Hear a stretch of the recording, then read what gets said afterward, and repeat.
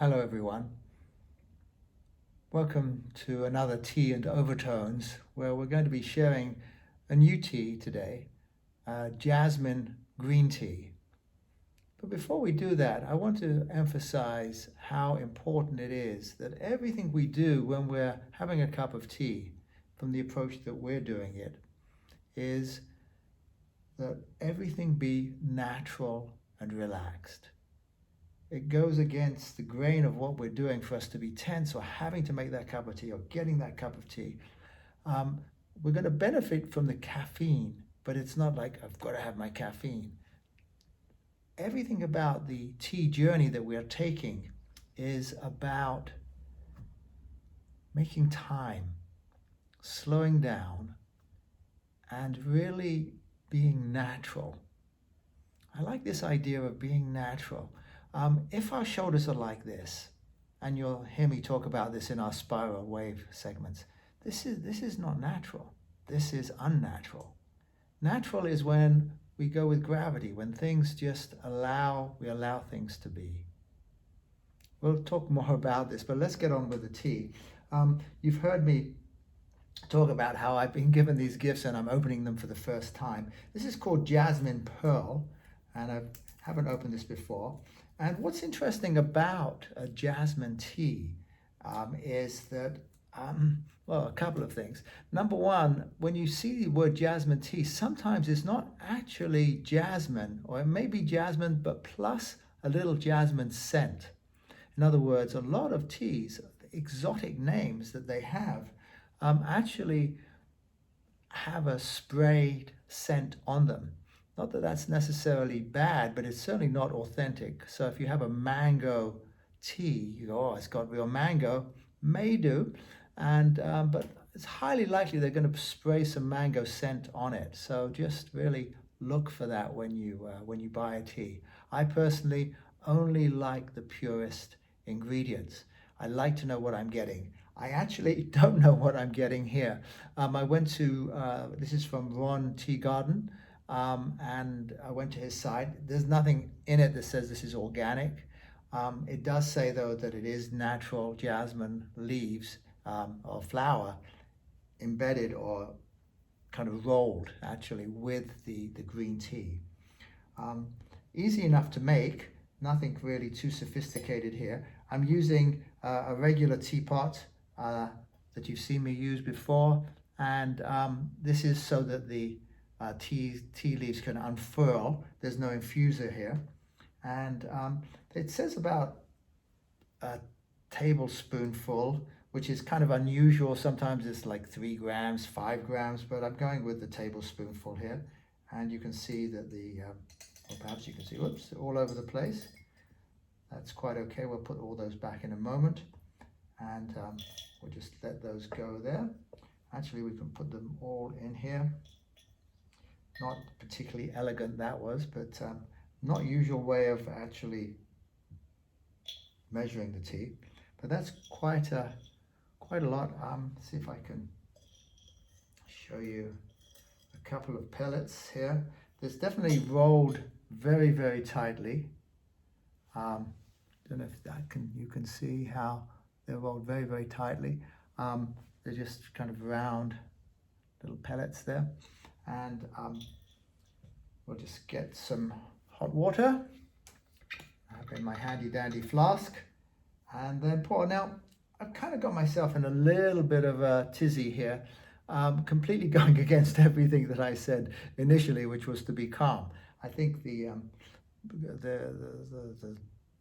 jasmine pearls spilling over that way caused me to go into a bit of shock, and now I need to calm down again. So how do I get back to that? I need to get back to some kind of naturalness, my shoulders, coming back into some kind of peace, and enjoying the moment, enjoying even the steam that comes off of the kettle as I pour it on.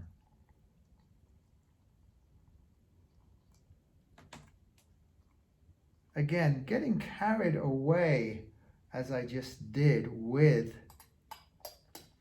this kind of unwrapping these pearls. I actually didn't take time from one of the most important things that I've talked about a lot. Let me put this down here, which is the aroma. Just got the wrong one. That's the blossoming. They came in the same kind of gift packet. And of course, that's really important that I do that because that's the whole jasmine experience. For those of you who have smelled jasmine, it's quite beautiful. Whether you like it with your tea or not is another matter. So it really is a real matter of taste. But if you get the right combination, let's see, these tightly rolled leaves are beginning to unfurl now. If you get the right combination, then the taste is visceral. I want to say that's how I can tell a good cup of tea, because it goes through my whole body. I can feel it in my whole body, not just the taste of it. My whole body relaxes. And when you find a tea like that, just grab it, because it's really doing your body a lot of good, and it's really causing that relaxation to happen. And I want to go back into talking about that naturalness, that sense of just relaxing and enjoying the moment of tea. That is really the critical thing. That's what we're doing here. And even if you get a little out of balance and, oh my God, I just spilled some tea or spilled some tea leaves, make that part of the presentation. It's just like, okay, that's okay, that's okay. There's no mistakes. Everything should be natural and beautiful.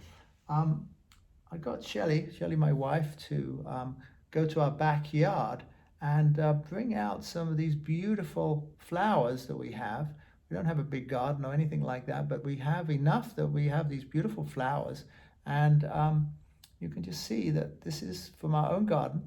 And I really recommend that even if you don't have a garden, I think I've mentioned this before, just grab a sprig of something from nature, even if it's a dry twig, funnily enough, that you have something of nature in your tea experience that you can look at and appreciate as you have your cup of tea. Of course, the other thing I recommend, a great cup.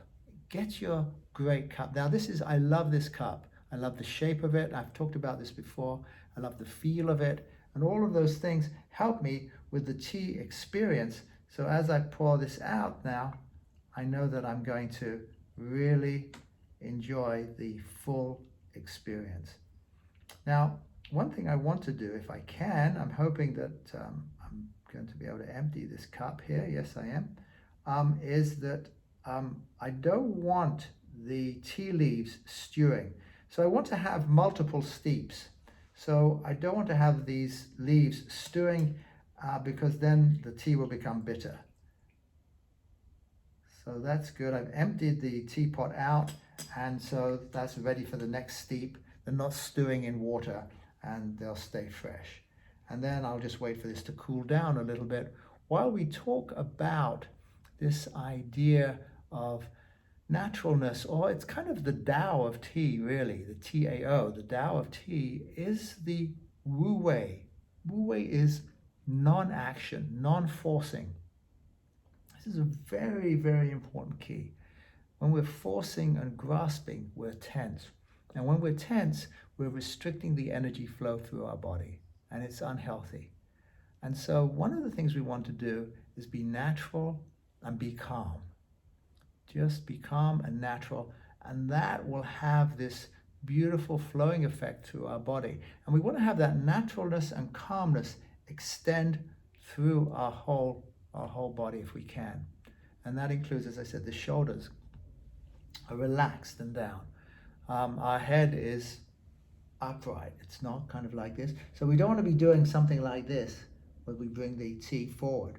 We want to have it more that it comes up to us.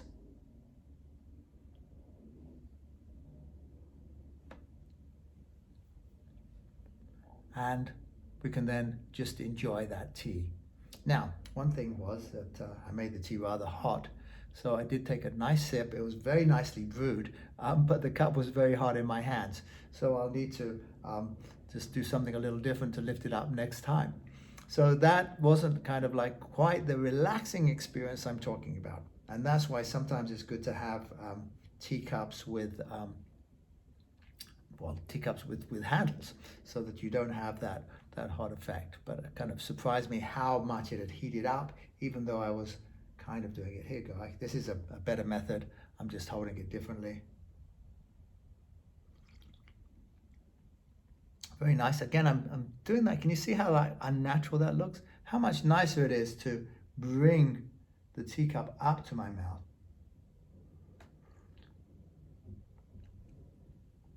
And then gently place it down. Enjoying the moment, enjoying the fragrance, enjoying the experience, and enjoying the naturalness of it. So our tea and overtones is a time for us to be calm, natural. Wu Wei is sometimes called effortless action. So it's something that we're doing effortlessly. And it's not flopsy doodle. It's not like effortless, I'm lazy effortless. It's effortless in terms of not doing more than is required for the moment. We're taking the appropriate amount of effort, really. And a lot of times that's not necessary at all. It doesn't take a lot of effort to lift this cup to my lips. It's more effort, actually, if I'm struggling to go down like this. Already my shoulders are hunching, my head's down. That's probably unnecessary effort. Much easier to calmly bring it up, feeling my whole body relax, taking a moment to take in the aroma,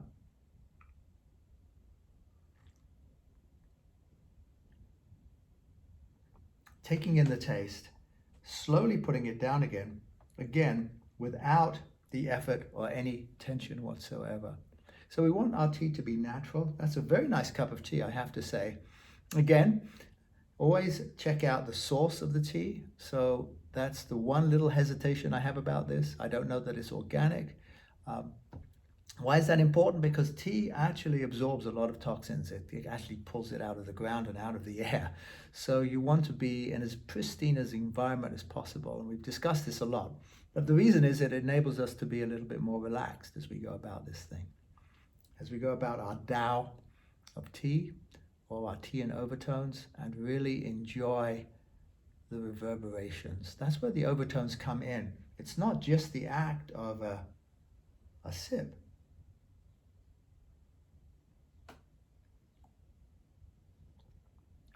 It's the taste that just keeps on giving to us as we take it in. The aftertaste, the afternotes of the taste, and the way that it goes through our body to relax us. Thank you for joining me for Tea and Overtones. Beirush, Beishan, which means the blessings already are. So the blessing of tea, the blessing of having this moment.